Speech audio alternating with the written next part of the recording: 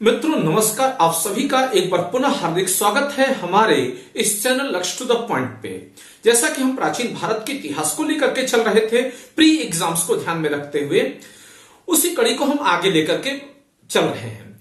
पिछले लेक्चर में हमने देखा था मगध का उत्कर्ष, जी हाँ, और उन परिस्थितियों को जाना था कि किस रूप में मगध महाजनपद एक महाजनपद से साम्राज्य का रूप धारण कर रहा है और कौन सी परिस्थितियां थीं जो उसको साम्राज्य बनाने में मदद कर रही हैं। खैर, विन परिस्थितियों के अलावा आज हम उन राजवंशों को समझेंगे या उन वंशों को समझेंगे कि जिन्होंने मगध को महाजनपद से महासाम्राज्य की अवस्था में खड़ा किया और अंत में इन वंशों की कब्र पर ही आगे चल करके मौर्य साम्राज्य की नींव पड़ रही है।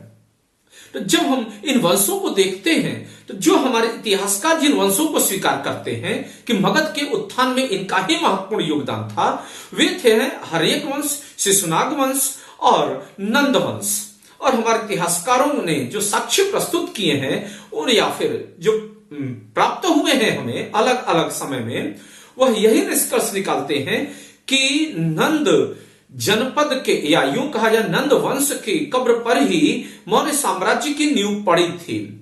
खैर, मगध साम्राज्य के उदय में जिस वंश को स्वीकृति प्राप्त होती है, ऐतिहासिक साक्ष्यों के द्वारा प्रमाणित करने का प्रयास किया जाता है, वह उसका आरंभ इतिहासकारों के द्वारा हर्यक वंश से को ही माना जाता है और इसके शासक बिंबिसार को और इसके पूर्व के इतिहास को नजरअंदाज कर दिया जाता है।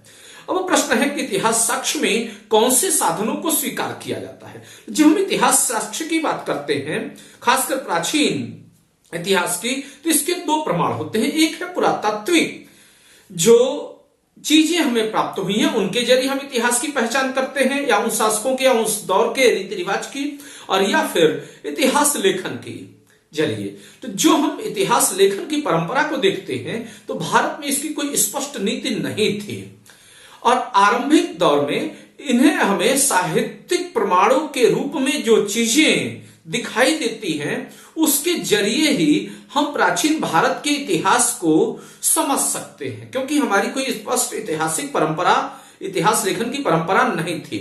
तो जो हमारे विद्वान इतिहासकार हैं वे बौद्ध और जैन साहित्यों को तो प्रमाणित साक्ष्य के रूप में स्वीकार करते हैं, किंतु ब्राह्मण साहित्यों को नहीं।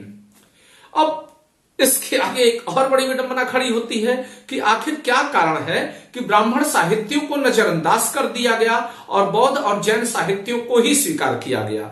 यह किसी विशिष्ट विचारधारा के प्रभाव में था या फिर हमारे इतिहासकार चाहते ही नहीं थे कि महाभारत के रहस्य खुल करके सामने आए, क्योंकि जैसे ही महाभारत के रहस्य खुल के सामने आएंगे वैसे ही हमारे इतिहासकारों को महाभारत को ऐतिहासिक तथ्य के रूप में स्वीकार करना पड़ेगा, उसे ना कि किसी पौराणिक घटना के रूप में या माइथोलॉजिकल बुक के रूप में।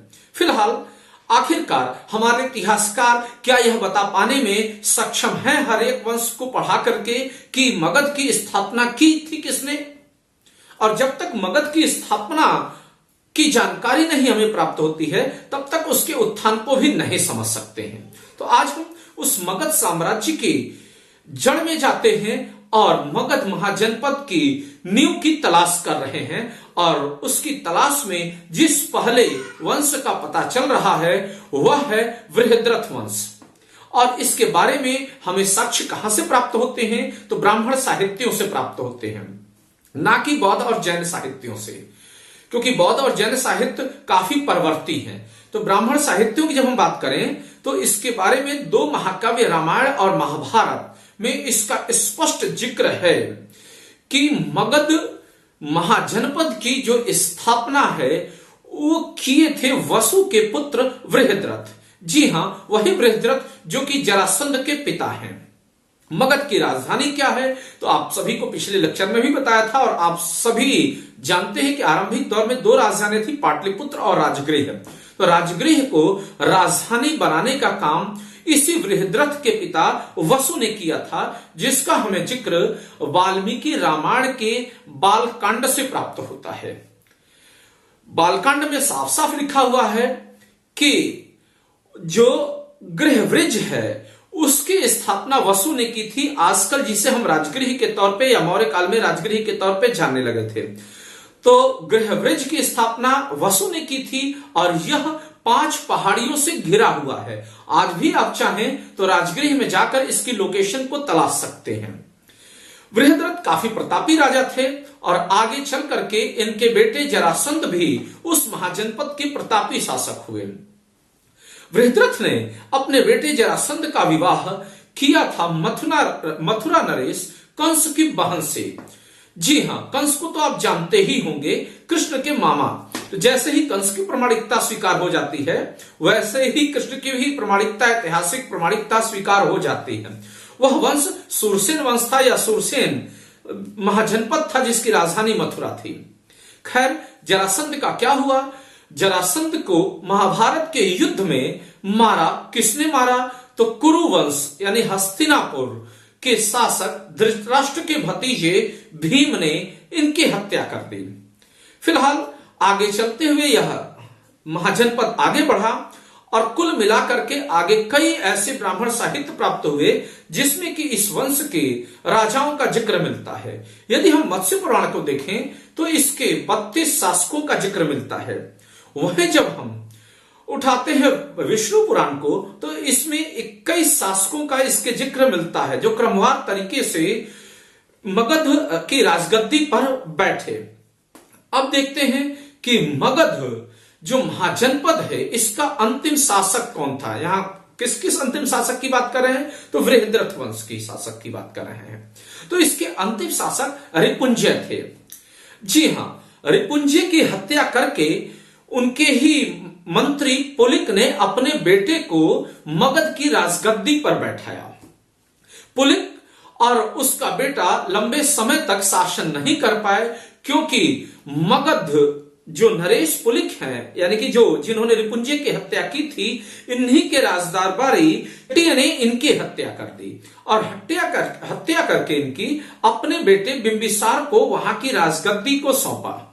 जी हां, हमारे इतिहासकार इसी बिंबिसार से मगध महाजनपद की नींव को स्वीकार करते हैं। ये वही बिंबिसार है जो कि बुद्ध के समकालीन है और बिंबिसार से हर एक वंश की शुरुआत हुई जिसके बारे में हम अगली कड़ी में लेकर के आएंगे।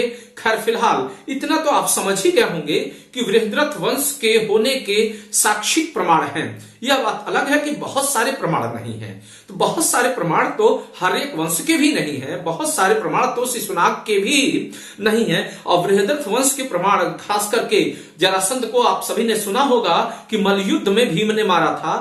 तो जरासंध का अपना जहां वह मल्ल लड़ा करता था या यूं कहा जाए अखाड़ा, वह अखाड़ा आज भी राजगृह से 3 किलोमीटर की दूरी पर है और यह उसके पुरातात्विक साक्ष्य को प्रमाणित कर रहा है।